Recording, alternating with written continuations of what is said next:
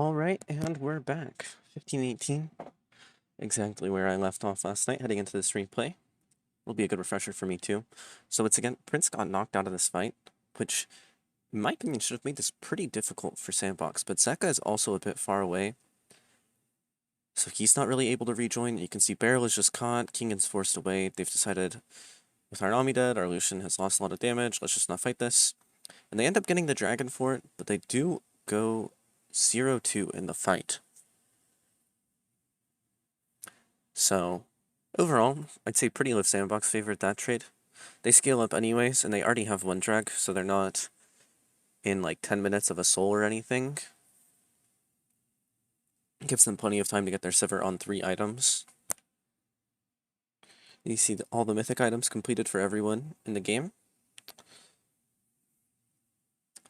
Lucian is, I would guess, he's still somehow fairly equal with the Sivir. He's opted to skip the Zerker Greaves, obviously, but he does have only about 1150 gold left on that rapid fire cannon. Whereas the Sivir is obviously pretty far away from finishing the Phantom Dancer. So we see Krako going in on Pioshik. The final chapter is used. Poppycopter sends him out, and the tidal wave traded back. So a lot of ultimates expended there in that little scuffle. There's no objective spawning real soon, so it won't be the biggest deal. Rift Herald was picked up by the side of Pioshik earlier, as Prince takes a pretty heavy trade, forces the heal out. Pretty good damage by Deft, and the bubble from Beryl there actually really huge in preventing them from aggressing on forward. I'll probably just upload these two halves of this game separately, rather than editing them together, even though I think I got the timing down like really, really nice. But it's just easier for me to upload it that way I don't have to deal with any watermarks or anything like that. Don't know why I was feeling so tired last night, but I'm planning on casting the rest of the series just in succession, and then the LPL's playoff series, so that should keep me busy for the next like 6 hours or so, I would guess. And hopefully there'll be some really fun games.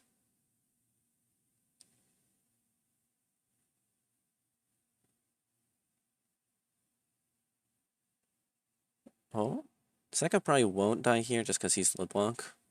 It is playing really greedily though. Didn't want to waste the flash, wanted to see how close he could get to the wall before his distortion came back up. Pretty greedy for Zeka there, but at the same time, drags in a minute. Wasting your flash kind of sucks. It might just be easier to take the death. They've invested the Spirit Rush for it and the final chapter. And while one of them might be up for the drag fight, I don't know if both of them will be. Overall, just looking at the CS, it's about a 30 CS lead for Prince in the bot lane, about a 30 CS lead for Kingan in the top lane, and the mid laners are fairly even, with the junglers being dead even. Herald is invested to get some chip damage on the mid tower, but they won't end up claiming it. There should have been more time on that. I guess they wanted to use it while they still had full control of the mid wave, but they could have used it to pull Sandbox out of the river. Just different macro options. DRX had at their potential, and they opted for one over the other. Second, just looking for some chip damage. Unfortunately, there's a Yuumi and 0 anti-healing. Good cone stunts the W. Zeka, you need to... opts to go back and flash away. Was afraid of getting run down with the Shurelias. Now we see Live Sandbox pulling the dragon down.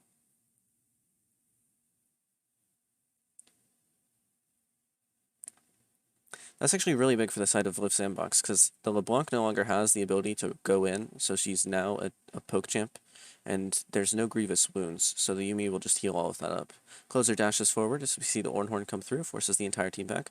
Pioshik is just caught out in the Dragon Pit, couldn't get away. DRX need to give this fight up, they can't win it anymore. Kingan looking for a monster play, Blast comes in and then just dashes out. Exhaust comes through onto Zeka, flash forward by Dove. Good combo, but is flashed by Barrel. As Dove just trying to trade some damage back. Closer looks, Charm not quite long enough. Zeka taking some poke damage. Someone really needs to invest in anti-healing from the side of Damwon. It should have been Barrel. He should have gone for the Chemtech Putrefier first item. Obviously, the Mandate is a really big damage chunk for Lucian, and it sucks to be missing out on that. But your Lucian can't afford to build Grievous. Your LeBlanc can't afford to build Grievous. Your Aatrox doesn't want to build the Grievous. And if you don't have Grievous wounds in these first few Mountain Drake fights, you're going to lose the game, despite the fact that your team is stronger here on paper. So you can just see once again, Pioshik wasn't able to get out. Meanwhile, the Ornhorn zoned away the rest of DRX. Just an easy 4v5 fight from here. Kingen wants to go in, but unfortunately it looks like the rest of his team was saying, no, we can't fight this, just leave.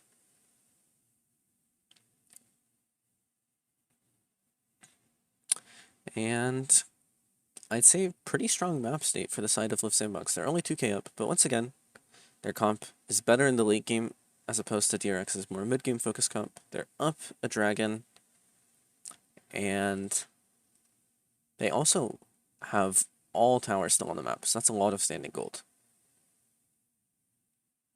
2 items completed here for the Sivir, getting close to her Infinity Edge Spike. Not too close though, obviously, given that she only has the Crit Cloak in the inventory. Looks like they're going to be pushing down for this mid tower. Would be pretty big if they could manage to get this one away, just allowing for faster rotations into the jungle, into the other lanes. Obviously, it's not big in the sense that DRX has like a control mage in the mid lane, who really values that safety. Charm does come through. Good damage onto Zeka from Closer. Closer was having a pretty rough early game into Zeka. Both of these basically rookies. Zeka did play a little bit in the LPL, but not for very long on any of the teams that he was on. Closer, of course, was a T1 trainee and was signed by Live Sandbox earlier this year. In fact, he was being played over Faker in some games last year when they were doing their little roster shuffle. So, good for him to be seeing some success right now.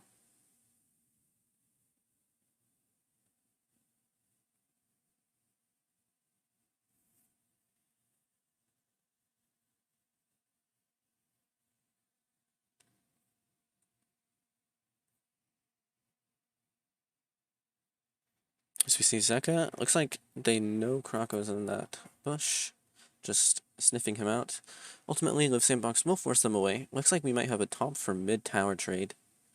As that tower does go down, and we see Live Sandbox rotating back to the mid lane. Don't want to give this one up for free, looking to get maybe a fight if possible. TP invested. Looks like we might just have a 5v5, but Live Sandbox is split. Good flash stun onto Prince. Really good engage there, but the Ornhorn puts a lot of damage onto the backline of DRX. We'll see if Live Sandbox manages to turn this fight around. Closer getting in there. Does manage to pick up one. Kingen, however, will force Closer away. Still has another dash to the Spirit Rush, so he'll be fine. Overall, looks like it was just a 2 for 2. Prince and Kyle being the sacrificial lambs as they were caught under that tower earlier for Barrel and Pioshik. Pretty worth for the side of DRX. They got the targets they wanted to kill. Unfortunately for them, going even at this stage of the game does suck because their team really wants to get the snowball rolling. As we'll get another look at this, Pioshik has a monster flank, gets a good flash E, non-spell shielded by Prince, and he's just in the bouncy castle till he dies. Kyle can't reattach and subsequently goes down. So we see Closer really looking for depth, forces the flash out. Good skill shots by him. As we'll have another look at this from Pioshik's point of view. So we'll just see just a really good snap engage. Boom, in the bouncy castle. Kyle can't do anything, he's a Yuumi, no one to attach to. The W actually interrupts the attach onto the Trundle. Just really clean mechanics by Pioshik there. Really hard carried that play for the side of DRX. But overall, still just a tower trade. Looks like Live Sandbox want to get this mid tower. Drake will be spawning in 30 seconds, and they want to get their way into the river as well. Krako moving forward, good pillar. Once again, Krako's pillars have been just really solid. He's not going for anything too crazy, just some really cheeky interrupts on the dashes of Zeka and Kingen, putting the pillar in the center of the team. Prince's spell shield does come through that time. Unfortunately, doesn't block anything, so he misses out on the heal. Still has that Yuumi there, though.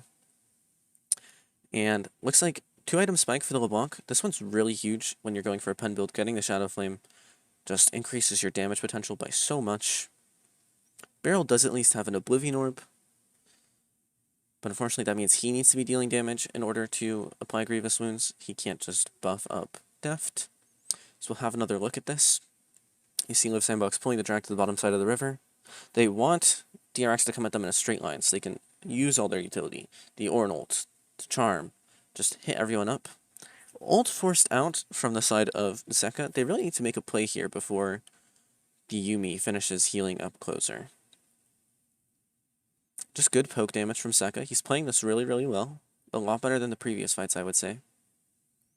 Drake at 4k HP, and it looks like Liv Sandbox are just going to decide to give it. Once again, I think perfectly fine.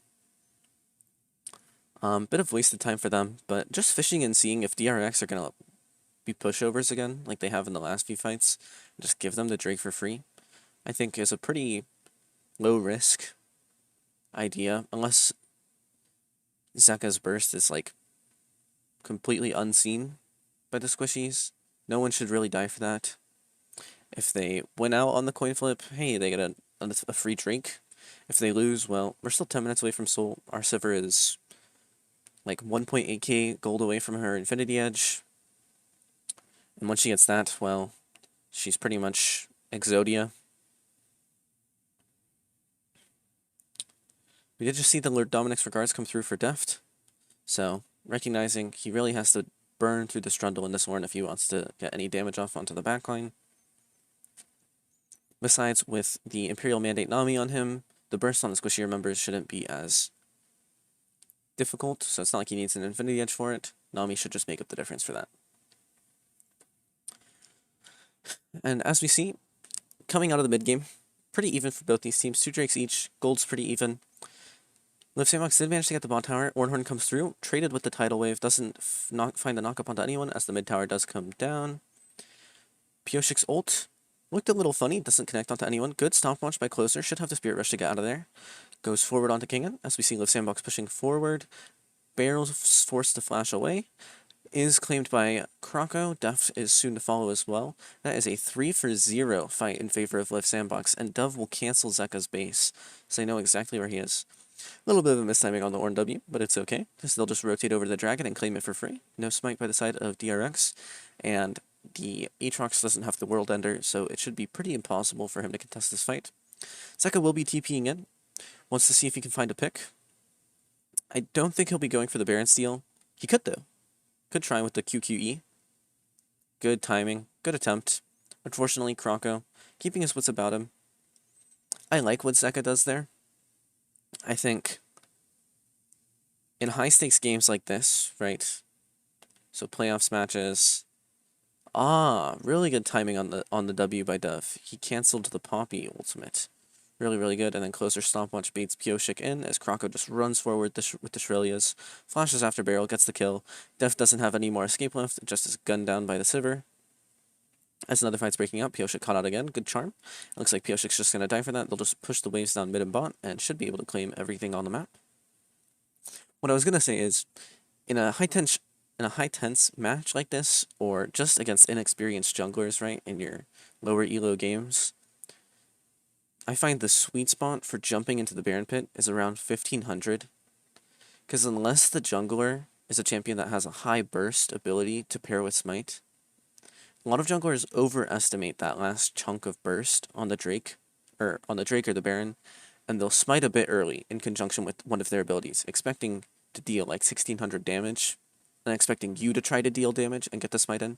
But if you just jump in, and then hold your smite and your damage ability for after their smite, you will always get the Baron, right? So if Kroko had been any more trigger happy with his smite, when Zeka jumped in at 1600 and tried to like chomp smite, Drake goes down to 600 HP, and the LeBlanc ult is enough to steal it. Unfortunately for them, he doesn't get it. Liv Sandbox are just forcing their way through with the Baron. They're absolutely, completely outmatching every other one of their counterparts. Zeka's doing his best. Pioshik will be the first to die in this extended fight. Looks like Death will be soon to follow, dashing away, flashing away, doing his best to get away from this. Prince just running forward with the Yuumi on his back. No one can deal any damage to him as he's cleaning up the rest of DRX. That's 2 down. Kingen doing his best in the backside, but unfortunately won't be able to make it happen. Zeka does manage to pick up the Sivir and the Yuumi, but unfortunately that will just be the game as the Nexus falls. Really nice play by Live Sandbox. Just drafted the better comp and waited for it to come online. Really like to see it for this team. And that will be the end of Game 1.